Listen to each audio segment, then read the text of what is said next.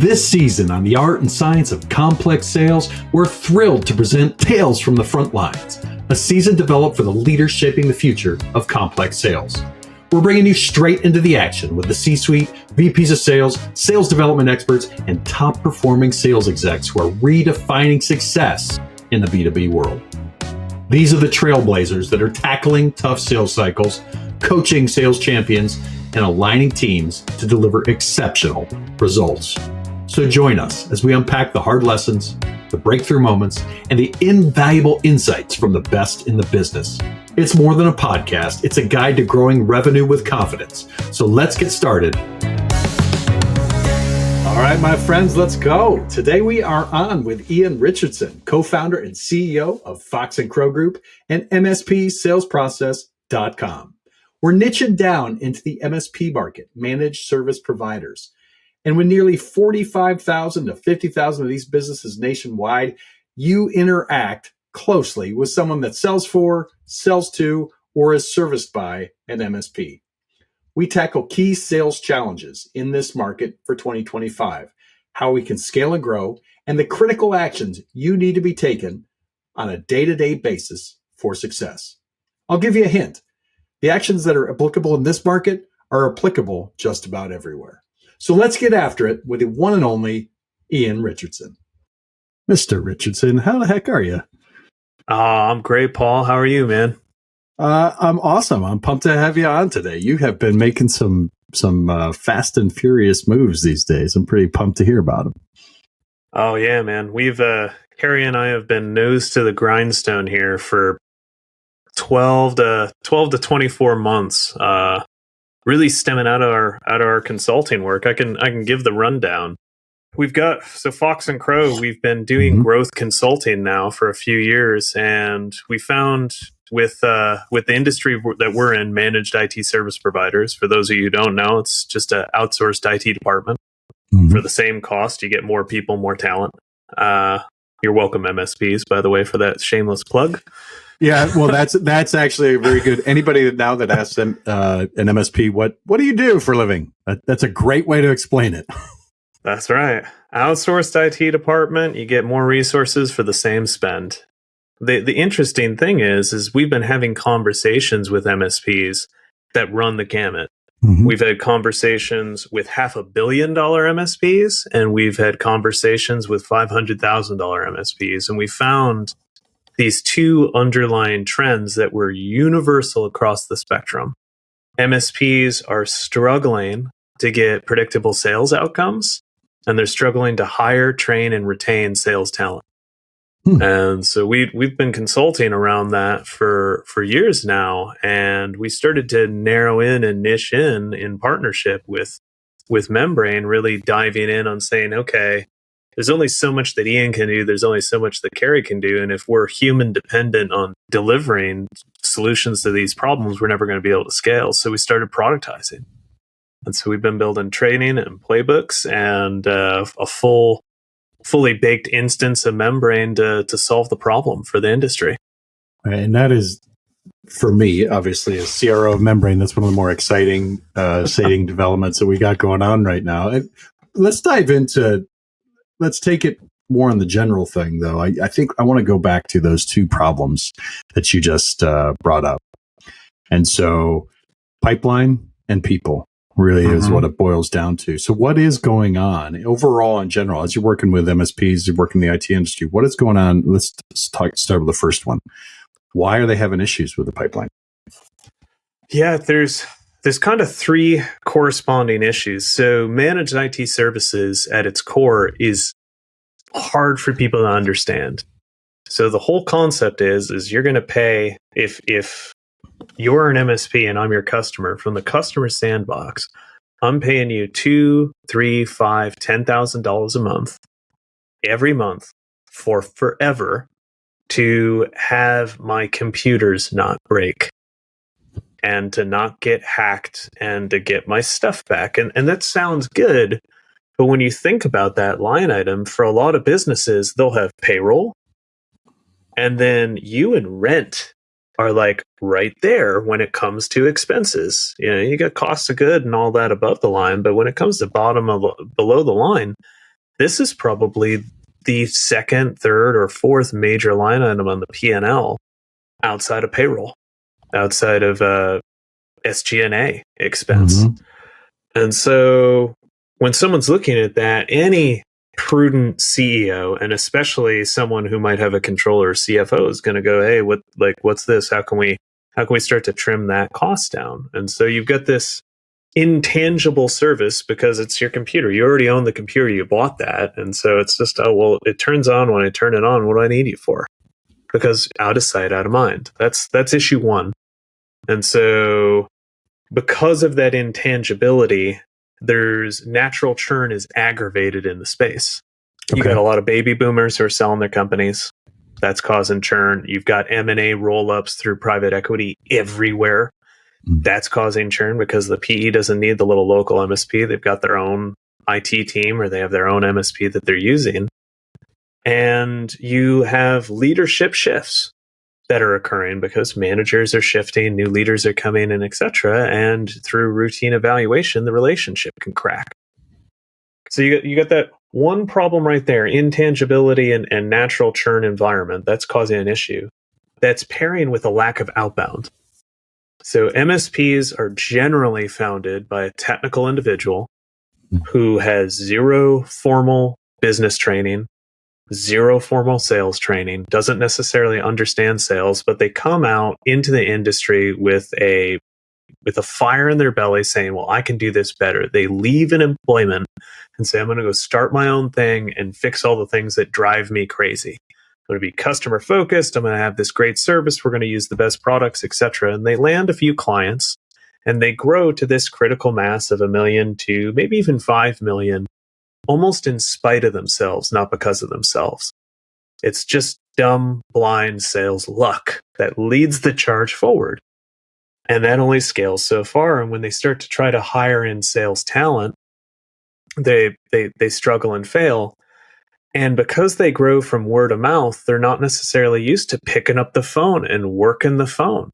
They're not used to doing a multi-leveled structured marketing campaign to develop inbound. They're not used to doing any of the things that they need to do. And not only are they not used to it, they're almost scared of it. They're scared of the phone because it's not their comfort zone. Their comfort zone's behind a screen. Their comfort zone's at the keyboard. So lack of outbound's the second big issue. And the third problem is that because it's intangible, because people don't understand it, and because the widespreadness of cloud, of app culture, of the ability to set up your own computer and get things functional, the traditional IT services of setting up a network, securing things, backing things up, providing a help desk is commoditizing down. And your service, Paul, versus my service, the customer sees, well, you're going to fix my stuff when I call you.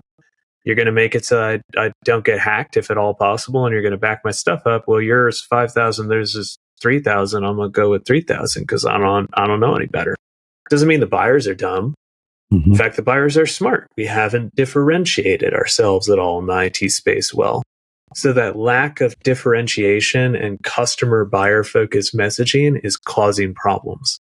So you got a commoditized service, you got a service that people don't understand with leadership transition and roll-ups happening, and a severe lack of outbound. And those three things, especially combined together, blows a hole in the size of any IT company's revenue ship.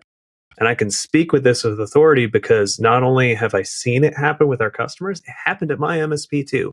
I was that guy. So that guy, the one thing I'm going to take, and by the way, fantastic explanation of what's going on there. But one thing I want to dive into more, I think that is broad and applicable across a lot of industries based on that size of business, is that, you get to that 3 to 5 million. And you go from that founder-led, energetic, referral-based, especially in service business, right, where they're able to get to that level because of the great work that they do. So taking that founder-led business to growth and to that expansion idea. And so I think that ties directly into some of the things that you're incredibly focused on in terms of like process and boarding, and it even ties to that second part that you're talking about. But how did you do that? How did you overcome that in your business? And then how are you helping people with that today? Yeah, so I will give a massive call out to two people who invested nothing but time, energy, and soul into me. The first, my good friend, and a fellow membraneite, Walter Crosby. Walter, if you're listening, I got nothing but love for you. Walter's this gray-haired, no-nonsense enterprise fire security sales guy out of New York. And if you've got that picture in your head, audience, you are right. Like this is the no-nonsense guy who, like, when he met me, he was like, well, you got this problem, you got that problem, you got this problem, you got that problem. And he just laid it out. He laid out the ugly truth. And that's what I needed to hear. And through a conversation after conversation with him, I started to lean in and say, okay, I don't have a sales process.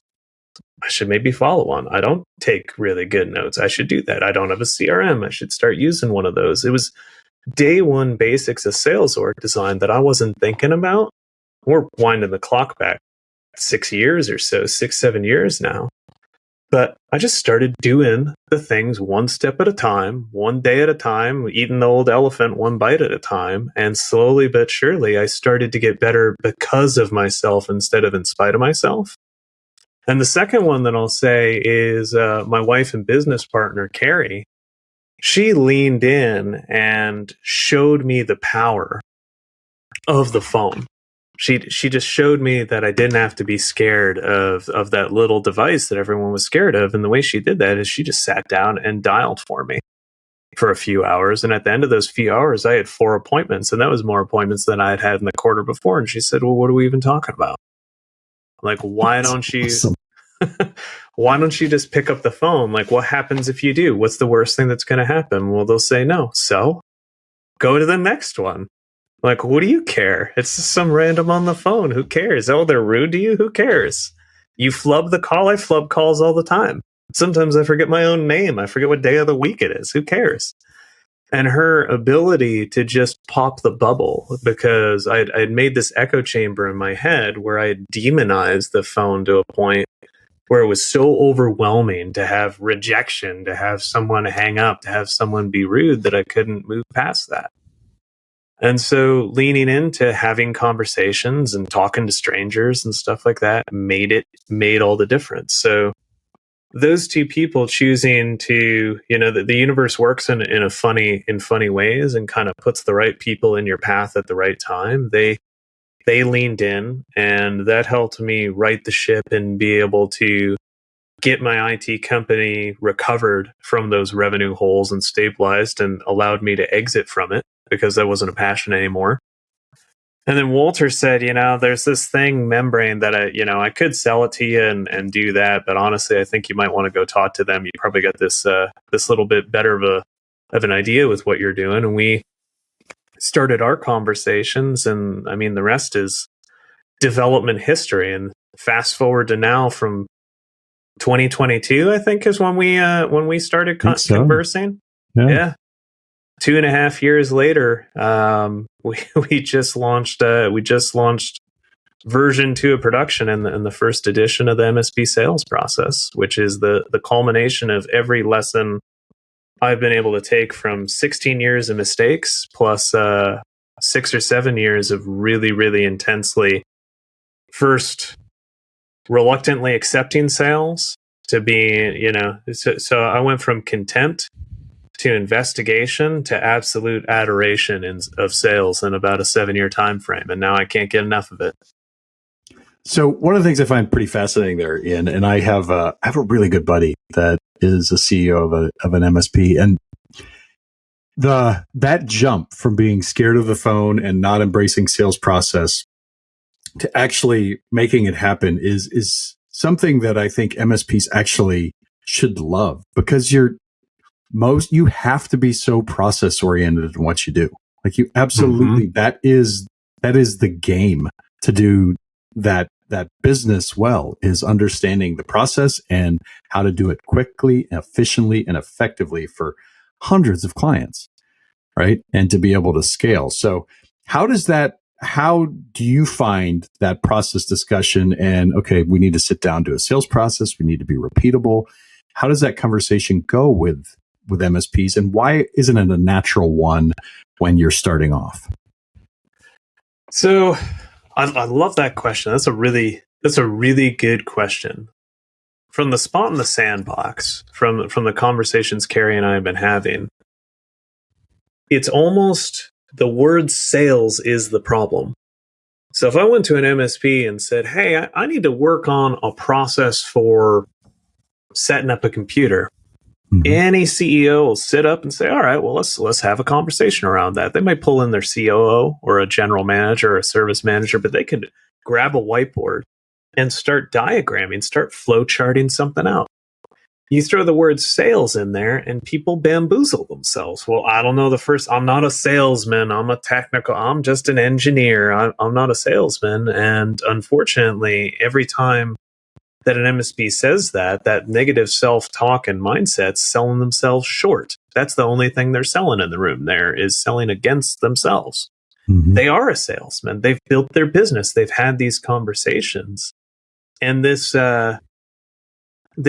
fear, or sometimes it's a distaste too. Sometimes there's this weird sales, like used car salesman is the thing you always hear with the descriptor. And it's, well, you don't do that. You don't run your business like a skeezy used car lot guy. So, and no offense to the used car guys, I've had plenty of used car salesmen who I can go in and list a thing of requirements and they're like, that one or that one.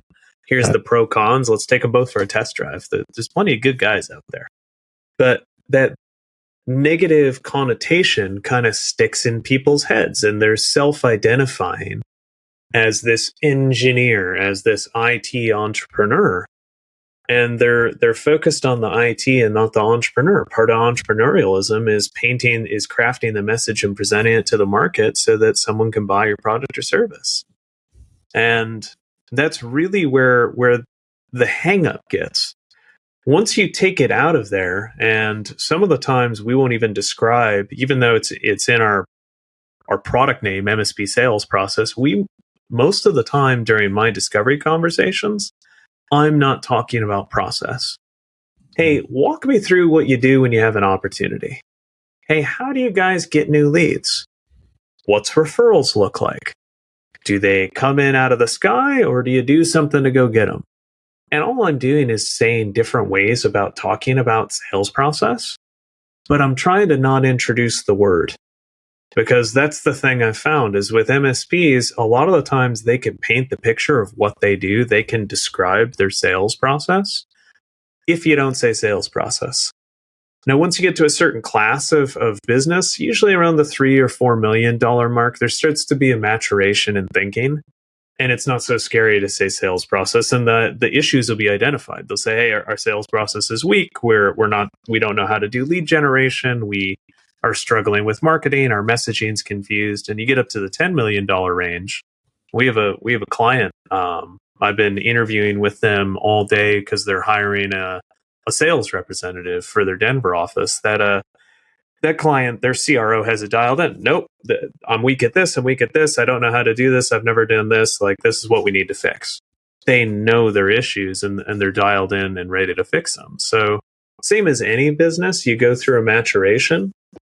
The interesting thing about managed services is there's 40, 50,000 of them at any one time, around 45 at any one time in the North America market. Only about 8 or so are bigger than 2 million in gross revenue. So the remainder of the market space, 37,000 or so, are 2 million or less. I thought you meant 8 as in 8. No, not single digit. Okay. 8,000. Yeah, 8,000 of them are over 2 million at any one time. The rest of them are below. So if you happen to be listening to this episode and you're one of the 8,000, awesome, way to go, way to get up to that top quartile. And if you're in the bottom 75, that's no problem. You got plenty of peers, but no matter what it is, you have to take the ownership of getting process dictated down, because like you said, Paul, the business runs on it. Without process, your fixed fee agreement buries you. Well, let's talk about two other things there here now. So that process is huge. And you also talk about differentiation. And what I find is that if I'm talking to an MSP, and I've been a COO, so I actually had to go through this process of interviewing MSPs and seeing what they do and how they do it and all those things.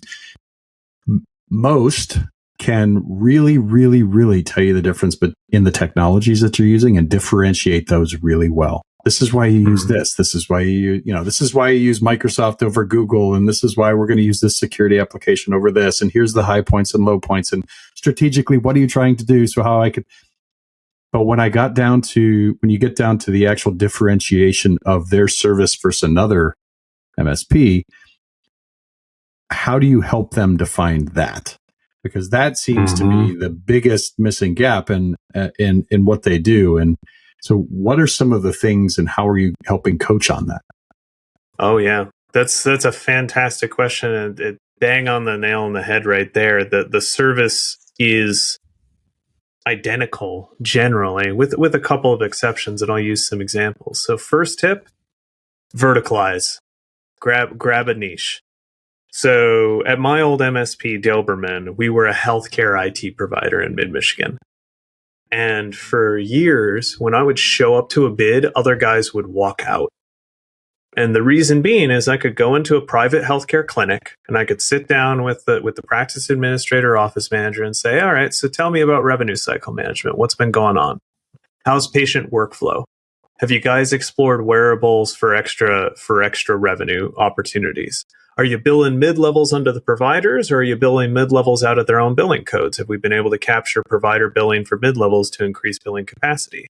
How many of your visits are getting up to level 5 codification, which means a complex visit? They're able to bill more.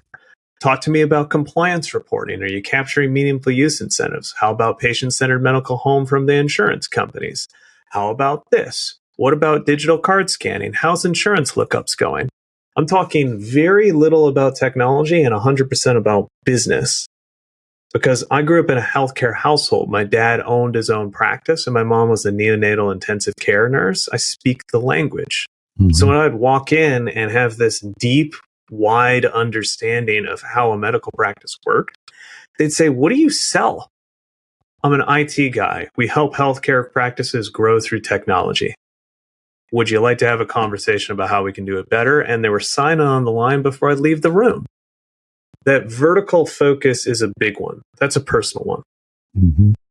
You can do something different. So the normal IT services model is we go after small businesses, usually healthcare, manufacturing, lawyers, CPAs, and wealth advisors. Those are the big 5. You have plenty of others, but those are the big 5. We're going to go after those. We're going to go after people who have 20 users up to 100 users, and we're going to fight over that 2% of the market that everyone else is fighting over. You can find a way to serve a different part of the market. So I have a client who services the rural Southeast, and they focus on rural municipalities, cities under 50,000, and they focus on small businesses in that marketplace.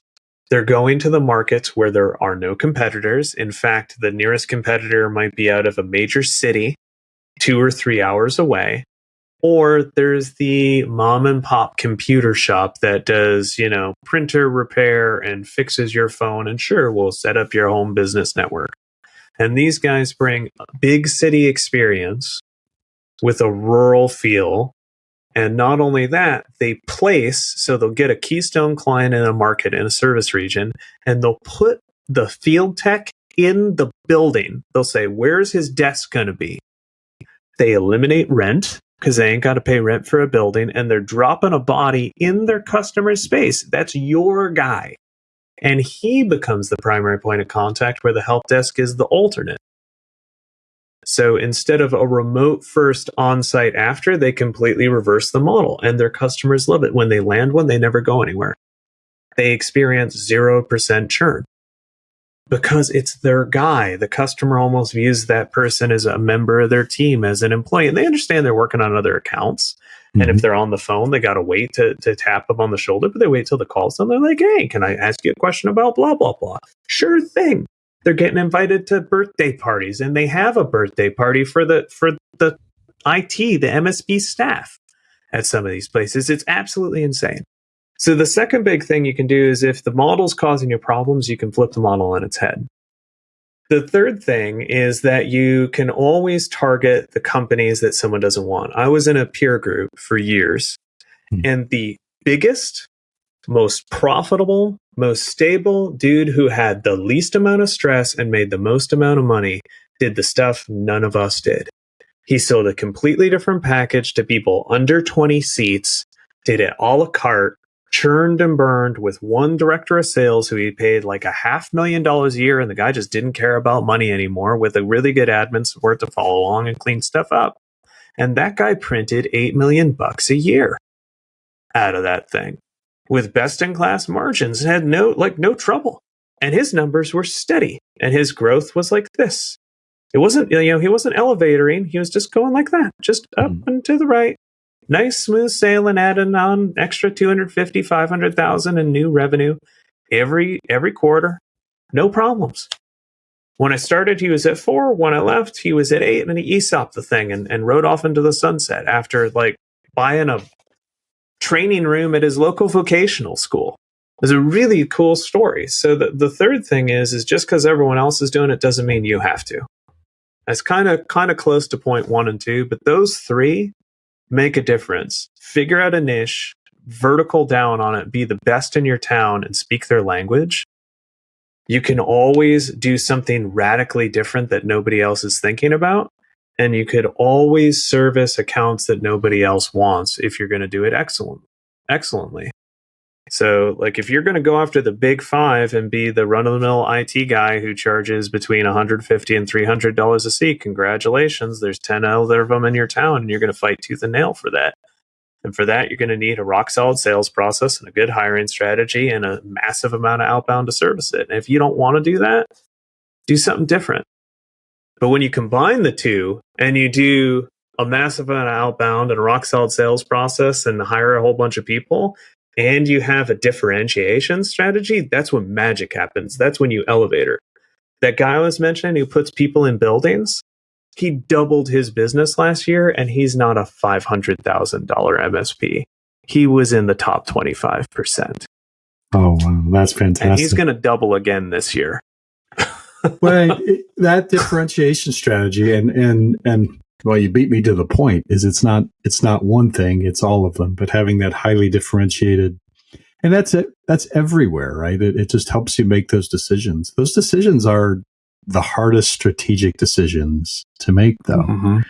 But let's jump to your next point, which is the hiring of people, because I think once you make those decisions about your sales process, about how you're going to go after things, about how you're going to operate, about what your niche is, hiring becomes a lot easier, doesn't it? Because what I see in market is that you have most times people just say, "Oh, I need to grow, so I'm going to get a salesperson," and so they end up hiring the salesperson that talks the best or the salesperson that interviews most effectively. And so, how are you helping? Get that, improve the hiring process for organizations? Well, first and foremost, and surprise, surprise, I would advocate that they follow a process. So you'd be shocked the amount of small businesses in general and MSPs especially who will just hire. They'll grab a couple of interviews. It's a muscle feel type of thing. They're like, that guy seems cool. That gal seems cool. Get them in and hire them. And that can work, but it can burn you too. You can miss just as many as you land. So I advocate that they follow a process. You get good documentation. The second thing that I really counsel is slow it down. The old adage, hire slow, fire fast. Well, hire slow makes sense.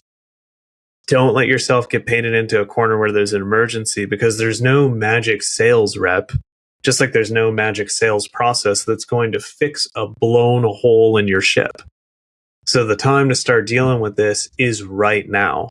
If you're not in revenue crisis, the time for you to start thinking about hiring your first sales rep and setting up the systems is now, because you can then take your time building the system. You can take your time interviewing and learning through interviewing. And if you talk to 10 people and you don't like the batch of candidates and you move on. But it's funny, I did a hiring plan in rural New Mexico, and we had over 100 applicants for sales. And we did one in Denver, and we had 400 applicants for sales. Like, there are a lot of people who want a sales role. Doesn't mean that we did 400 interviews. It means that there was 400 applications to sort through. So you can get a lot of quality candidates almost anywhere in the country and sort through them and have conversations. The third thing is, don't try to interview once and then decide. I would always recommend slowing down and doing a series of interviews. So get a good screener interview in, and then do more of a finalist interview with multiple finalists. But just because you had a great final interview with one candidate doesn't mean that you should just say, okay, that's their candidate, let's hire them. Interview all of your finalists, bring them back in. If someone seemed to be off or something, give a follow-up email. If you liked them in the screener and they flubbed the final, lean into why. We're all human. Especially if someone comes in and owns, like, you know what, I screwed up that interview, whatever, this was going on in the background, I apologize.